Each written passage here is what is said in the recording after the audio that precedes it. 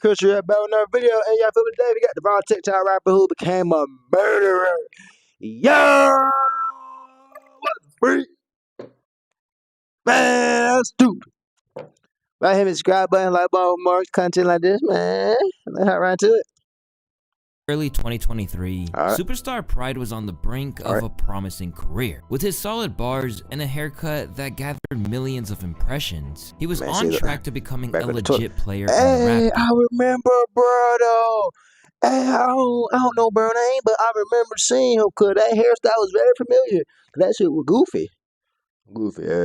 Stupid ass. I'm trying to get past this ugly ass haircut, but this is spitting. Every line, this is going crazy. But his rise came crashing down. And in just 6 short months, he went from spitting bars to being locked behind them. It's your boy Luesta, and this is how a viral TikTok rapper became a murderer. This crazy story begins in Sardis, Mississippi, where a young courageous Pride always wanted to be a star. Living in such a challenging and divided community, Pride, as a rapper, was defying the typical life path expected for youth in that area. At the mere age of 13, Pride was laying down tracks on his iPhone and recording music using his tablet. Although he began attending college, music was always his plan A, with plan B being to secure a position as a G League basketball player. However, there's one single video that's responsible for leading over 2,000 Christian men to permanently quitting.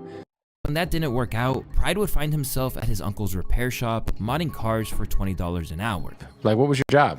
Man, my uncle got a car job, he built motors. So you were like a mechanic? Yeah. While it wasn't anything groundbreaking, this was when Pride truly developed a passion for rapping and making music, consistently dropping new tracks on an independent grind as he honed his skills and refined his craft. In interviews, Pride said his biggest inspirations were 50 Cent and Yo Gotti, stating, "Those were the guys I wanted to be. Like, I knew I could do what they were doing. I grinded to the point that I could do what they're doing. I could be on their level. I just wanted to be their little man." Yo Gotti was the only access. He was actually hands-on with handing out his CDs. We never could get access to technology in the music. However, while the rappers he aspired to be were able to build thriving careers, Pride's journey took a drastically different turn. And it just so happened to be around the same exact moment that he finally found the blueprint for success. On October 16th, 2022, superstar Pride would drop his first EP titled 5 Pounds of Pressure, a project he describes as deeply personal and reflective of his life experiences. I knew I had 5 pounds of pressure because it takes 5 pounds of pressure to pull a trigger. I seen that I had 5 pounds of pressure at the age of 7, and that's when a lot of my life changed. I just took that stage of my life and I'm telling my story. What started as a project that received little to no attention and was largely overlooked would eventually take a dramatic turn when Pride tapped into the modern formula for music success. After posting a TikTok performing painting pictures from the EP, the song took off. And it was here where he took his career to a whole new level, bringing a sense of pride that truly matched his name. And mama, don't worry, you raised a gangster, I'm a survivor. It hurt me not being able. This song was a viral sensation, gaining millions of views almost instantly. Hey, bro, he probably wrote that. By noon, it was at like 2.2 million. The track was popping off thanks to Pride's hard-hitting flow, the thoughtful lyrics, and of course, because of his goofy-ass haircut. In fact, people found it so goofy that they made memes about it all over the internet. Mama, don't worry, you raised a gangster, I'm a survivor. It hurt me. When asked about why he went with that specific haircut, he said it was all thanks to his uncle, stating, Cause he told me, I'm finna give you superstar haircut, and I want you to have your own haircut. Yeah, He was like, you a superstar already, but I just want you to have your own haircut. that's hard. In interviews, he expressed that he believed in the song, and that it already had the potential to go viral when he completed it. It was the fastest song I ever wrote. After that song, I stopped really worrying about life. I wanted to do everything I could with that junk, because if that junk didn't do it, none was gonna do it. Although painting pictures of success was almost destroyed when it was pulled from streaming services, which was supposedly due to an uncleared Faith Evans sample, superstar Pride went through hell and back to get the track re-uploaded days later. The process of getting that cleared was crazy. It kinda disappointed me that it was even taken down. For the record to even come down was kinda harsh, but to go back up and get it put back was respect. I was thankful for it being put back up on platforms, going about getting that track cleared was not easy. Well, the joint did it. He landed a contract with United Masters, and the song quickly became available on streaming platforms, peaking at number 25 on the Hot 100, and even went on to become gold certified.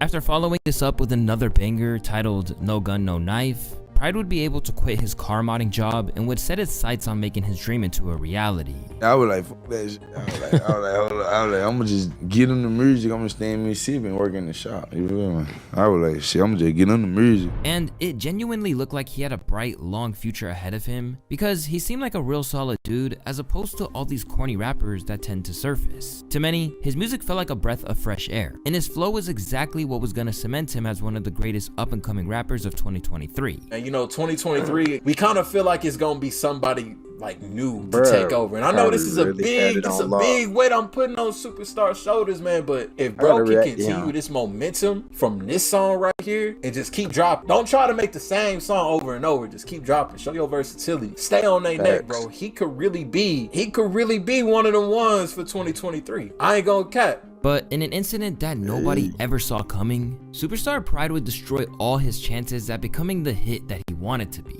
And sadly, he would go on to make a decision that would ruin his life for the foreseeable future.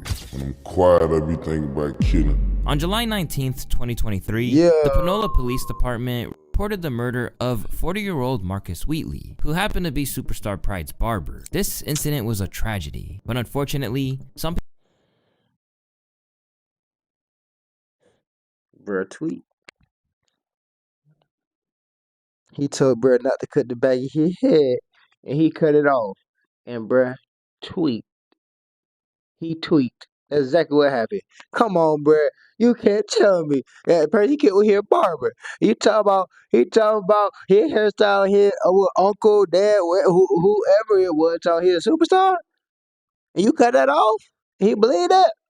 Man, but you just made a trauma and a trigger. Boy, what? people found it ironic because of the way he had blown up. It's the fact the whole internet was roasting his haircut and making jokes saying he needs to shoot his barber, then he actually did it. Bro did himself a favor. He needed a new barber anyways. But all Nah, ain't no way he really tweet about. No, I'm just.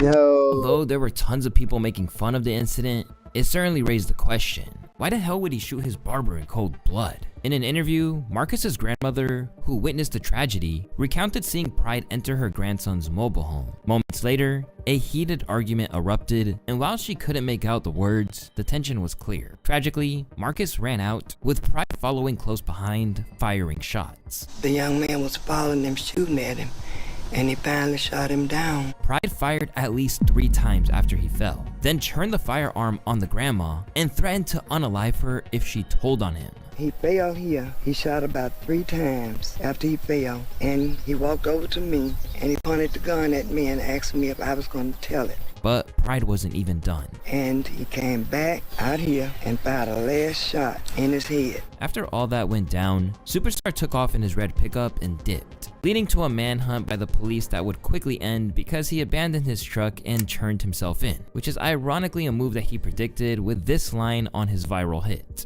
Face your problem, never run. To many, this story is all too confusing. Like, what would lead Pride, who went viral across nearly every platform for his deep voice and raw, heartfelt lyrics, racking up tens of millions of views, building a fan base of over 100,000 Instagram followers, and solidifying his presence online, go on to murder someone in cold blood in front of their own grandmother, and then even threaten to kill her before eventually just turning himself in? It's just so wild. Well, nobody really knew what went down between Superstar Pride and his barber, which led to such a tragic and fateful ending. Even Pride's dad was left wondering what could have caused his son to react so violently. You know, it's still just something that's got to be looked into and to see what all transpired. But according to the victim's grandma, Pride had asked his barber to help him with a music video shoot and he refused, which provoked a heated altercation that escalated quickly. He wanted Marcus to follow him, and Marcus couldn't do it. He couldn't help him make more money. But could that really be the reason? People close to Pride had nothing but good things to say about him. No records of violence, no gang ties, nothing shady. He also had a pretty stable job before his music blew up. Even Steve Stout from United Masters vouched for his character. He was such a stand-up guy. Some voices in the genre tried to give their 2 cents to the situation, such as OG Person, who claimed that stories like these have become all too common for a lot of today's up-and-coming rappers. It's always the up-and-coming rappers. Pay attention. It ain't the ones that have made it. That ain't, when you make it, you make it, but that's rare. The last one made it was Lil Wayne. Everybody else is food. I say Meek Mills, 2 Chainz, T.I. But even they gotta pay their costs when they get caught up doing what they gotta do to work the system. It's a part of the system. Niggas know it's on the contract, nigga. Body for body, nigga. You can't walk in this mind about how you rap, nigga. What you talking about? You niggas ain't talking about nothing but the same thing that's killing each other. That's it. You can't name to me now rap song on the radio where a nigga ain't killing a nigga. This is what's going on with the up and coming rappers. See what he ran up to do a job and didn't complete it. He failed the test. Sloppy with the pot. You gotta mop granny and all. You gonna tell it? That wasn't in the handbook, nigga. Up and coming rapper. Meanwhile,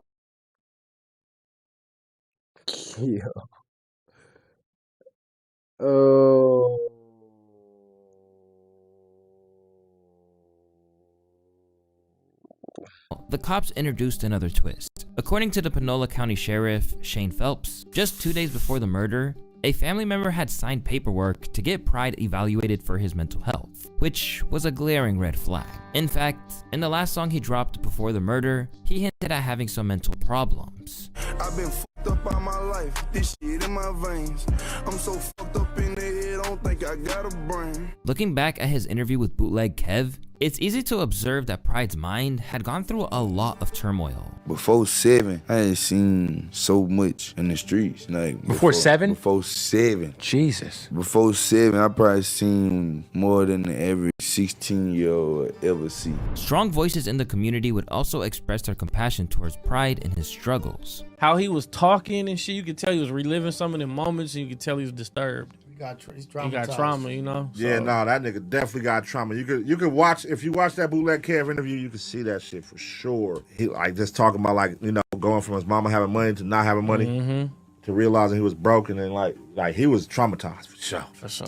And the fans would further comment on the situation, comparing superstar Pride to Hot Boy West, who also ended up in jail. I knew he was off in the head. It was all in his eyes and his persona. Him and Hot Boy West are slow mentally and quick-tempered.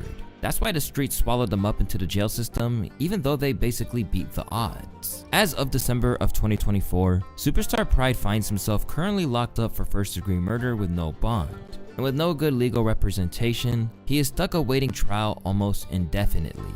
Adding to his struggles, his label has seemingly abandoned him, leaving him to face the consequences on his own. Now behind bars, Superstar Pride is still keeping a relatively upbeat attitude while in prison. On his 22nd birthday this year, he would share an Instagram story aimed at giving what's left of his fan base some semblance of hope, saying, "Happy birthday to me.